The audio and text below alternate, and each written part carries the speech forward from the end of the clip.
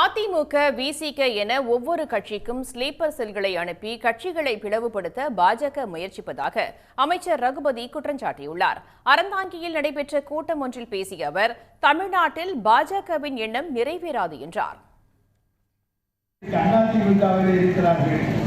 இன்றைக்கு அவர்கள் விடுதலை சிறுத்தைகள் கட்சிகளையும் நுழைத்திருக்கிறார்கள். இன்றைக்கு அவர்கள் புதிய நிறைய கட்சிகளையும் இருக்கிறார்கள். இப்படி அங்கெங்கும் இன்றைக்கு ஸ்லீப்பர் செல்களை பாரதிய ஜனதா கட்சி அனுப்பி அங்கெல்லாம் குழப்பங்களை உருவாக்கி குழப்பிய குட்டைகளை மீன்பிடிக்க முடியுமா என்று தமிழகத்திலே ஒரு வலையோடு காத்துக் கொண்டிருக்கிறார்கள். உங்களுக்கு மிஞ்சப் போவது வலைதானே என்ற மீன் கிடைக்காது என்பதை பாரதிய ஜனதாவுக்கு நாங்கள் தெரிவித்துக் கொள்ள. உடனுக்குடன் செய்திகளை தெரிந்து கொள்ள சன் நியூஸ் பெல் ஐகானை கிளிக் பண்ணுங்க.